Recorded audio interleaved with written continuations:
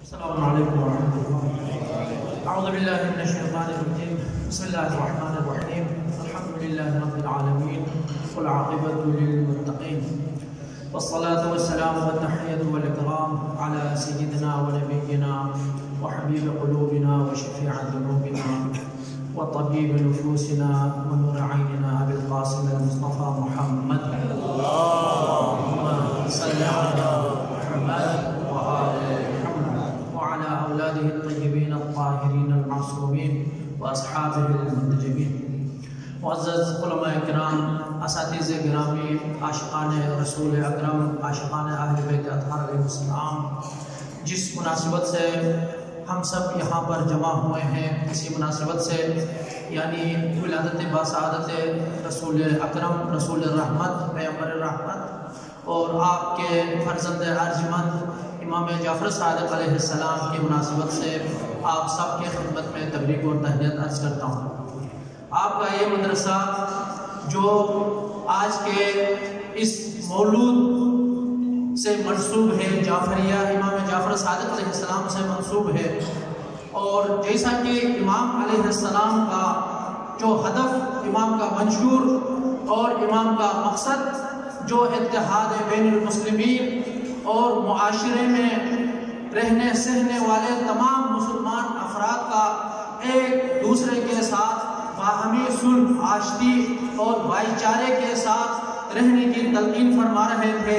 آج اسی مدرسے نے یہ ثابت کر دیا کہ ابن رسول اللہ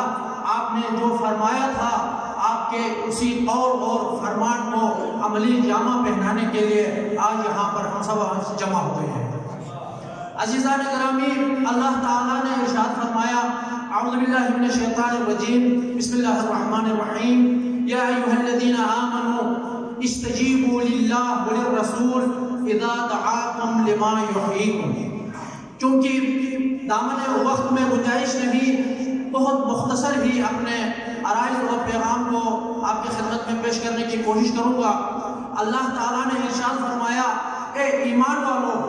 جب اللہ اور اللہ کے رسول تمہیں زندگی بخشنے کے لیے، زندگی عطا کرنے کے لیے دعوت دیتے ہیں تو ان کے حکم پر لبیک کہو۔ عزیزان گرامی، آج کی اس مناسبت سے رسول اکرم صلی اللہ علیہ وآلہ وسلم کے بعثت کا ہدف اور خلقت رسول پاک کا فلسفہ اور ہدف ہم جاننا چاہیں تو انسان کی معنوی زندگی میں ہمیں وہ فلسفہ نظر آتا ہے۔ رسول پاک کی ولادت سے پہلے انسان بظاہر جسامت میں نظر آتا تھا، لیکن انسان کی روح مر چکی تھی۔ انسان معنوی طور پر تاریکیوں میں، جہل اور گمراہی کی ان اندھیروں میں نظر آتا تھا، لیکن رسول پاک کو اللہ تعالیٰ نے مبعوث فرمایا اور ساتھ یہ حکم بھی فرمایا کہ جو اللہ اور اللہ کے رسول تمہیں زندگی بخشنے کے لیے دعوت دیتے ہیں، زندگی حاصل کرنے کے لیے ان کے حکم پر لبیک کہنا ہے۔ عزیزان گرامی، جب اللہ تعالیٰ کے حکم سے رسول پاک صلی اللہ علیہ وآلہ وسلم نے منشور الہی اور آئین الہی کو اس بشر تک منتقل کر دیا،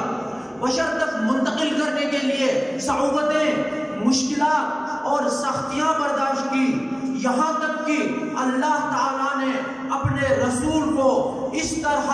انعام دیا، اس طرح نوازا، مومنین سے خطاب کر کے فرمایا، اعوذ باللہ من الشیطان الرجیم، ان اللہ وملائکتہ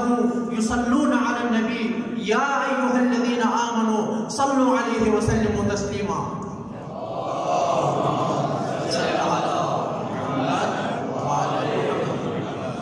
اے مومنو، اللہ اور اللہ کے ملائکہ اس رسول نے، جس نے آئین الہی کو اس نسل تک منتقل کرنے کے لیے، اس انسان کو اس جہل کے، تاریکی اور گمراہیوں سے نجات دینے کے لیے جو محنت برداشت کی ہے، جو سختی برداشت کی ہے، اس کے انعام میں ہم نے درود بھیجا ہے، ملائکہ نے بھی درود بھیجا ہے، اللہ کے ملائکہ نے بھی۔ اے مسلمانوں، اے مومنوں، تم بھی اس رسول پر درود بھیجو۔ عزیزان اسی رسول نے اتنی محنت کی، اتنا محنت، اتنی مشقت برداشت کی، اور اللہ تعالیٰ کا جو ہدف اور مقصد ہے اس کو معاشرے میں عملی جامہ پہنانے لگا، یہاں تک کہ اللہ تعالیٰ نے اسی انسان سے خطاب کر کے فرمایا کہ هو الذی یصلی علیکم وملائکتہ، اے انسان، رسول نے تمہیں اس قدر اتنا بنا لیا ہے، اتنی تربیت تمہیں کی ہے، اور اللہ تعالیٰ کے رسول نے اپنا آئین اس طرح تمہارے اوپر اجرا کیا ہے کہ آج تم بھی اللہ اور اللہ کے ملائکہ کے درود پڑھنے کے قابل بن گئے ہو۔ اسی لیے اللہ تعالیٰ نے اپنا تعارف کروایا، هو الذی یصلی علیکم، تیرے رب کی ذات ایک ایسی ذات ہے، یصلی علیکم، تمہارے اوپر، تم مسلمانوں کے اوپر، تم مومنین کے اوپر درود بھیجتا ہے، وملائکتہ، اور اللہ کے ملائکہ بھی تمہارے اوپر اے انسان درود بھیجتے ہیں۔ عزیزان گرامی، ہم نے اللہ تعالیٰ کے حکم، رسول پاک کے حکم کے پر جب لبیک کہا، اس کا نتیجہ اسی طرح ہمیں سامنے آ گیا،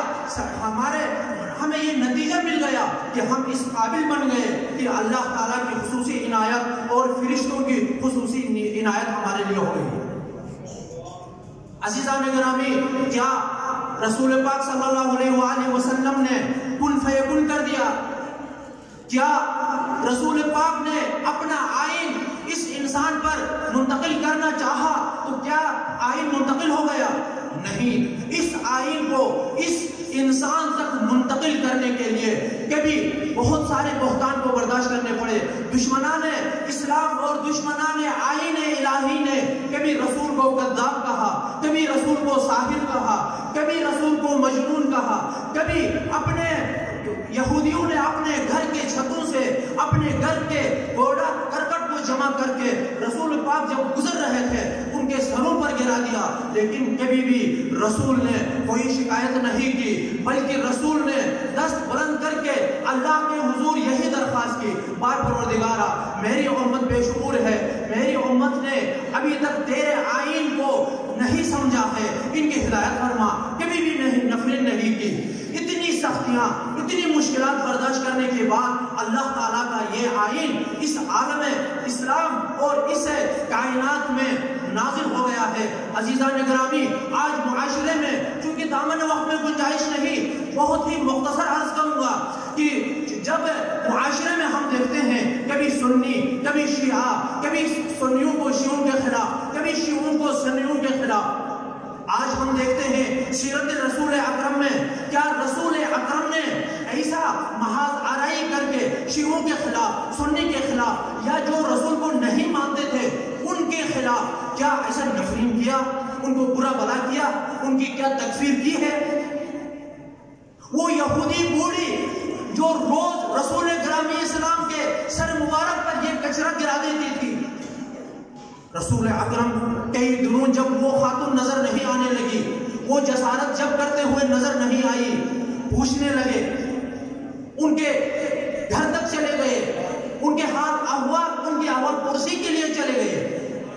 کیوں؟ کہ اس انسان کو کیا ہوا ہے، اس انسان کو کیا ہوا ہے؟ کیونکہ یہ انسان جو عنوان انسان سب بندے خدا ہیں،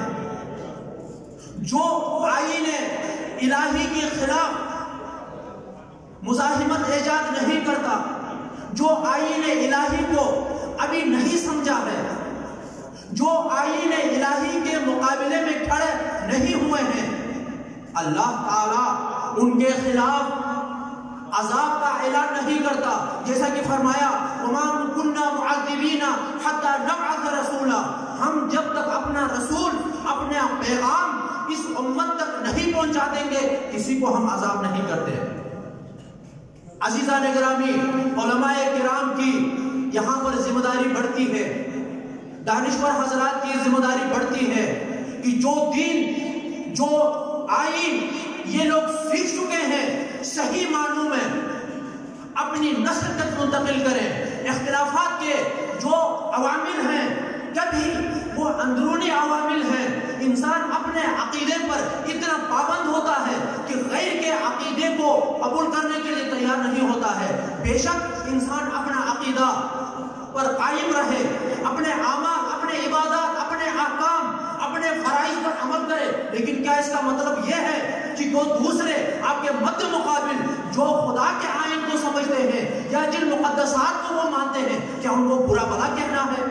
ہمارے معاشرے میں اختلافات کا جو اہم عامل اور سبب ہے یہ اپنے عقیدے پر ہم قائم رہتے ہیں تو ٹھیک ہے، رہنا بھی چاہیے، لیکن دوسروں کے عقیدے تک ہمیں انگلی نہیں اٹھانی چاہیے۔ اپنے عقیدے کو چھوڑو مت، دوسروں کے عقیدے کو چھیڑو مت۔ عزیزان گرامی، دوسرا نقطہ جو اختلاف کا عامل بنتا ہے وہ بیرونی عامل ہے۔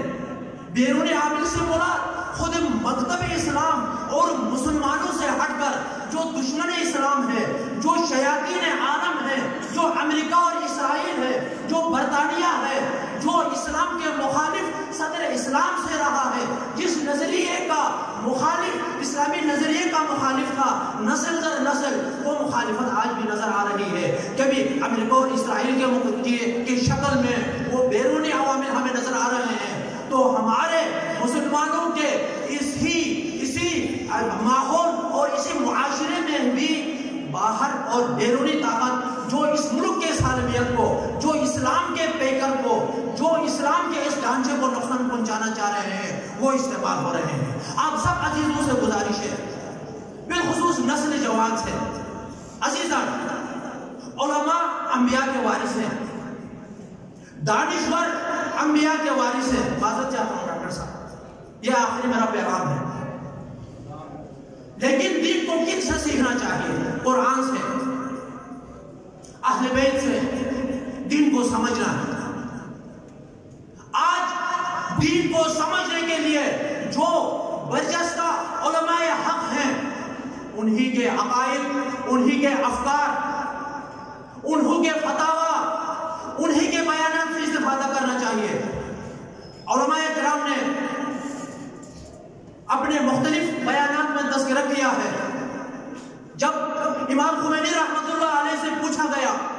کہ ہاتھ باندھ کر کے نماز پڑھنا چاہیے یا ہاتھ کھول کر کے نماز پڑھنا چاہیے، کون سی نماز درست ہے، کون سی باطل ہے، اس بابصیرت شخصیت نے یہی فرمایا کہ دشمن تمہارے دونوں بازو قلم کرنے کا سوچتا ہے اور تم ہاتھ باندھ کر کے یا کھول کر کے نماز پڑھنے کا سوچتے ہو۔ آیت اللہ سیستانی سے پوچھا گیا جب موصل میں امریکہ نے حملہ کیا، کہا گیا شیعہ جا کے مسلمانوں نے موصل کی دفاع کریں، کہنے لگے اہل سنت سے، بعض لوگوں نے برادران اہل سنت سے دفاع۔ حضرت آیت اللہ سیستانی حفظہ اللہ تعالیٰ نے فرمایا کہ برادران اہل سنت کو بھائی مت کہنا، وہ ہماری جان ہے، وہ ہماری جان ہے، جان کہو۔ کیوں؟ اس لیے کہ اگر اسلام کا کوئی ڈھانچہ ہے، اگر اسلام ایک پرندہ ہے تو ایک پر تشیع ہے، تو ایک پر تسنن ہے۔ جب یہ دونوں ملیں گے تو اسلام کے جو اہداف ہیں، اسلام کے جو مقاصد ہیں، رحمت للعالمین جس ہدف اور مقصد کے ساتھ مبعوث ہوئے ہیں، ان کے اہداف کو مکمل کر سکتے ہیں۔ وما علینا الا البلاغ والسلام علیکم ورحمۃ اللہ۔